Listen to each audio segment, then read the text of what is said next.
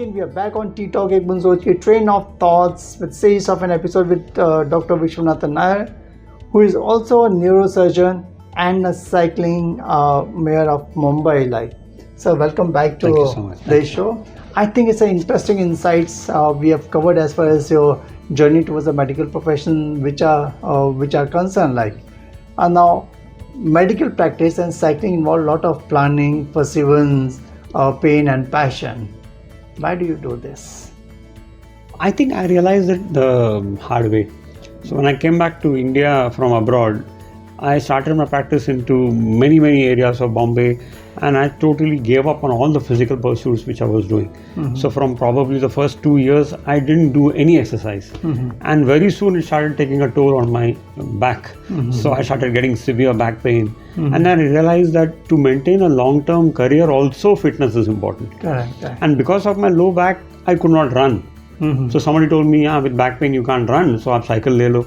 So I just took the cycle in 2011 probably, and it was like, you go on a blind date and you just fall in love.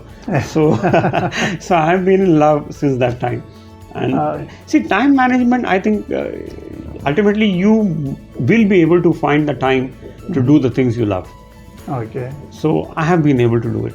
But now, from medical profession to first time when you paddle, and now more love and curiosity towards the paddling which are concerned, and as a mayor of Mumbai in cycling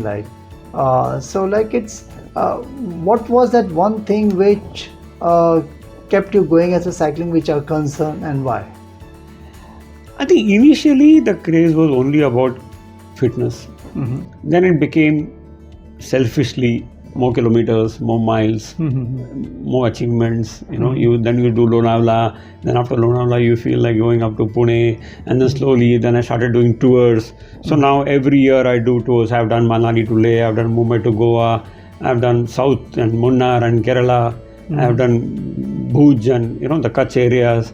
So I think the traveling India bug also bit me. So that kept me more and more. And if you have to travel 7 days, 750 kilometers, you need to practice continuously. So that brought me into it. And later I realized that it is also my social commitment. As a doctor, one part of my life. But at now this stage of my life, I need to have some sort of a social give back to the society also. So that's when I started taking up cycling as a community exercise. And now I use my cycle to commute also. So I use my cycle to travel to all the hospitals which are around 10 kilometers. So all the calls which I get in the night, I see early morning on cycle. Evening my clinic, I go on cycle. So I think as a doctor, we are visible. We are able to influence society. So when I go to my clinic on cycle, there are few patients asking me, "Arey sir, aap bhi cycle chalate ho?" I hope out of 10 of them, one starts. If he starts, my job is partly done. Many times it is always in a corporate normally said you have to quantify to whatever you do, and if you are paddling, maybe paddling also you need to quantify kitna kilometer average, kitna chalaya. Then slowly it goes in terms of I want to win this challenge, next challenge. Challenges are endless. So what do you have to say about that? As a surgeon, as a doctor, this feeling that, okay, don't look at kilometers and don't look at hours and all, sounds very utopian. I think it is very natural for any, even, I'm in no way an athlete, but even for a basic amateur cyclist, it is natural for him to feel that he should get better. And I think if you don't feel better, if you don't feel that way, there is really no logic of cycling. So you must focus on health and fitness and safety, of course. But unless you set yourself your own challenges, which may be just about, okay, today I'm able to do 20 comfortably, tomorrow in 2 months time I should be able to do 30. So that may be a very doable target, very easily reachable. And that should be there because ultimately life is about getting better each day. Correct. Now, in fact, as a medical profession, and also once your first love in cycling in sports which came because of your back, you have been to various places, you were part of various challenges, and you were also chasing kilometers, numbers, mileage and all But I think you met with a couple of an accident. So can you share for our target audience, like, Okay, what was that and how that happened, like? So this was the first major accident. I mean, of course, was in 2015 when I had registered myself for the first BRM. So it was a 200-kilometer cycling event, like a BRM. I'm sure you are aware of it, but it was an event where we had to start from Borivali National Park and go up to Charoti, which is on the Gujarat border, and come back. So the challenge was to finish it in 13 and a half hours. So, like every cyclist after a couple of years wants to do a BRM, so I also very enthusiastically put my name into it, and I did comfortably up to 149. And at 149, I was hit from behind by a tanker. And this happened somewhere in Manor on the Western Express Highway. So the next moment I woke up in ambulance. Luckily for me, all my medical training came into play. I was taken to a hospital in Vasai, where probably for the first 1 hour till my doctor friends came to help me, I had to literally manage my own treatment.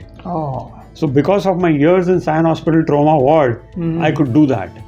So I had to guide them about how to treat me. Because looking at a very badly injured cyclist who's also a neurosurgeon, put the team into a lot of mental, they were very flabbergasted about how to manage. How about your family when they came to know about the incidents, like? So I had to, of course, inform my wife, and she had to come and shift me to a hospital in Thane where I work.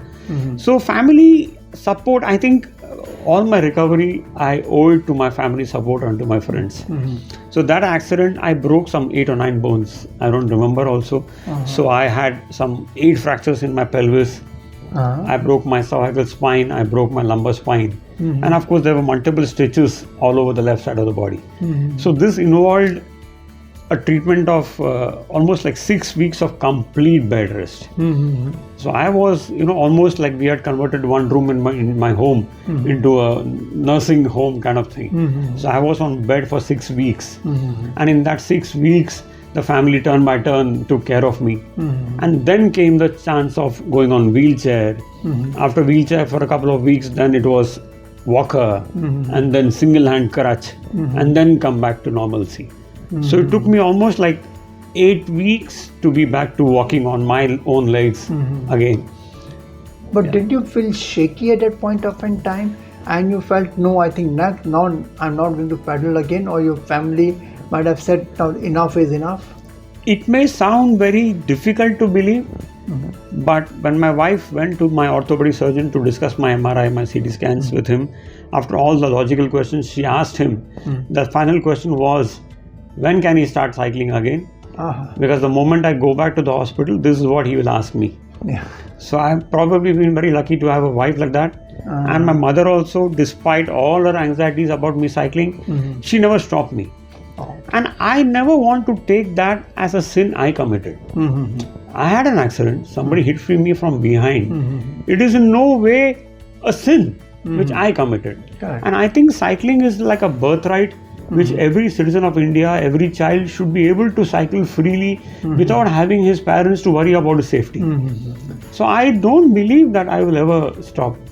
So then you started again? I started again in a very gung-ho manner.